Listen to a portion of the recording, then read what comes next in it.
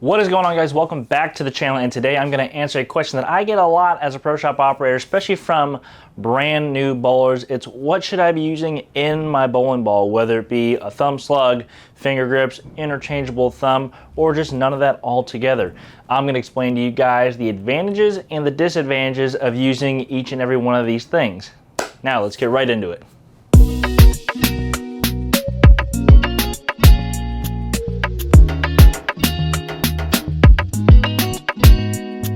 Before we get started with the rest of the video, I just want to tell you guys that TV Bowling Supply is now online. Yes, not just on YouTube, but we have a website. Link is going to be down in the description below. It is just another online retailing website that you can buy stuff if you want to support TV Bowling Supply. If you don't live anywhere remotely close to us, then you can support us by buying off of that website. Again, link is going to be down in the description below. Please go on and check it out. You can get things like bowling balls, bowling shoes, accessories, etc. You can go down, there's a section for myself and Chris's kind of personal picks, and just, check it out, see if there's something you like, click on it, maybe you get something for yourself. Christmas is gonna come upon us sooner than most of you probably think. Maybe it's time you guys get some gifts ready. Back to the reason why you guys clicked on this video. We're going to be talking about grips, slugs, interchangeables, things you should be using in your bowling ball. And why that is important is because, like I've emphasized before, having the perfect and most comfortable fit you can possibly have is paramount to you being the best bowler that you possibly can be. Because having a comfortable fit, having a ball that fits in your hand the way you want it to, lets you not have to worry about, hey, how's this ball going to come off my hand? It doesn't feel quite right. It's going to put grip pressure in places that you don't want it. And when it comes down to crunch time, you need that strike, first ball in the 10th frame, and you got something not feeling right. You're going to pinch one. It's not going to be the best shot you possibly throw.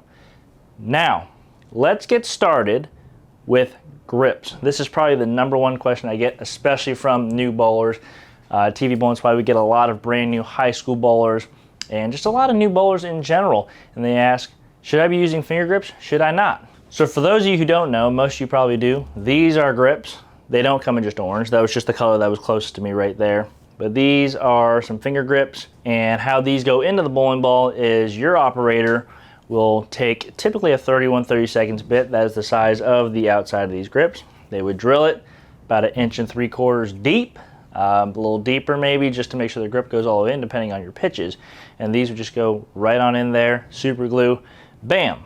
You'll see probably 99% of PBA pros are using these. And the reason why these are so nice to use is because they have a slight oval to them. Typically, if you use the oval side, the other side has a lift kind of side for, it's just a personal preference type thing. There are a lot of different kinds of grips out there.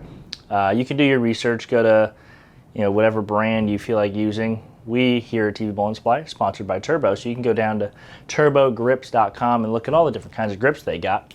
But why these are good is because you get consistency amongst all your bowling balls, right?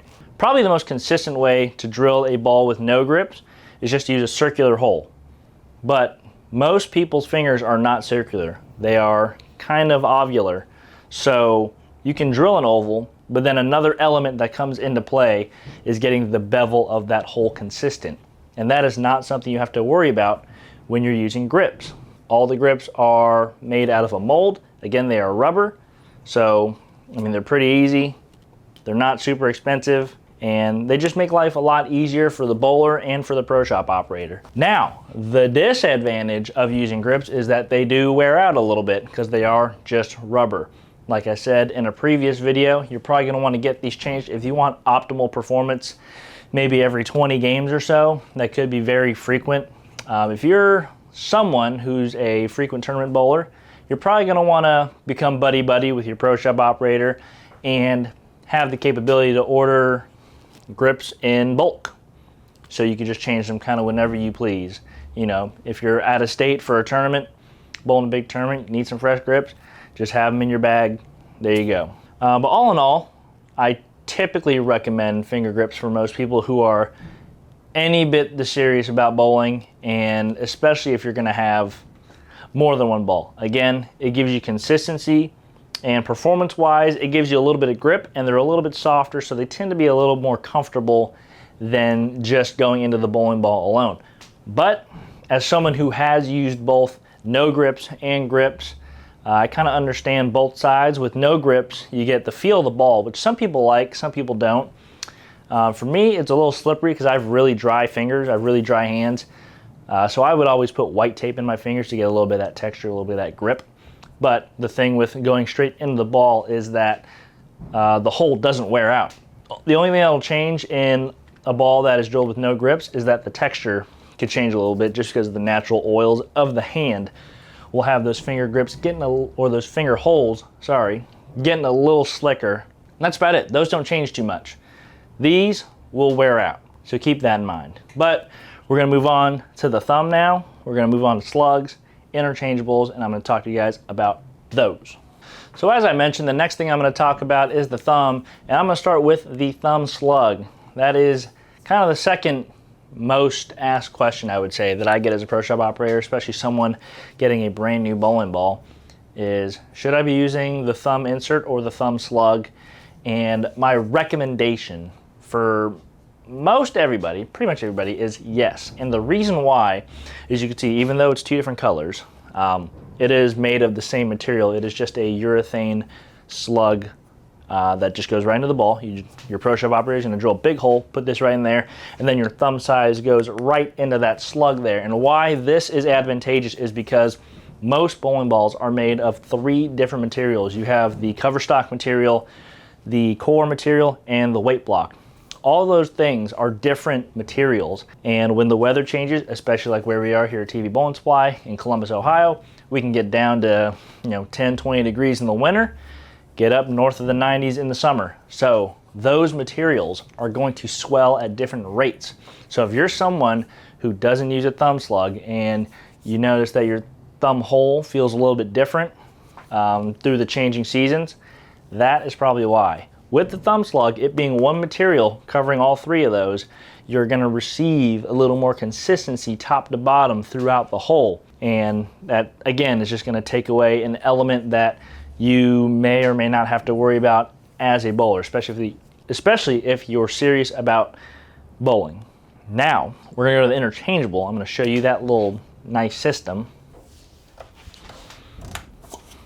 So here's the interchangeable system. It consists of 2 different components. This is the Turbo Switch Grip. There are different brands out there, Jopo, Vice, they have their own system. All kind of more or less do the same thing. All have 2 components, one component that goes into the ball and one component that you take with yourself that has your thumb size on it. Now the way it works is, again, this is the component that will go in the ball for Turbo specifically. They have an 1.5 inch bit with a collar on them typically. Drill all the way to the collar, put this sleeve in, then they'll cut it down based on the pitches and your individual ball. And then what will happen after that is you'll have one of these puppies. So this is the outer sleeve that goes into the ball. This is the inner with the thumb slug. The inner will go into that hole, into here. And then they'll click it on in. This is my thumb slug, so it doesn't fit. It'll click in, and then they'll drill your hole and then cut that down as well, and then you'll be good to go. And why these are especially advantageous is because if you're someone who is a very serious bowler, I will say most PBA touring professionals use some kind of interchangeable system. It gives you consistency amongst your 3, 6, 9, 12, 24, 48 bowling balls. No matter what bowling ball, you will have this same thumb size in every single one. As someone who has just used slugs before, as someone who has been using interchangeables for about the last 10 years, sometimes, even though you drill all the balls the same, sometimes you just get the bevel right on one, and it just feels a little bit better than the other ones when you're using just slugs. With this, with the interchangeable, you can be very nitpicky about where you put the bevel, what you do, and you only have to do it once. You don't have to replicate it amongst your 6, 12 bowling balls, however many you have. So I recommend for most people who have at least 3 bowling balls, this is probably the way to go. It's a little expensive to get started, but if you're someone who imagines they're gonna have more than 1 bowling ball, you're someone who buys a new bowling ball once every few months. It's just gonna be easier. Your Pro Shop operator is just gonna have to put this in the ball, and there's just gonna be this consistency. This will be in every single ball. You just change it when you decide to throw that certain bowling ball.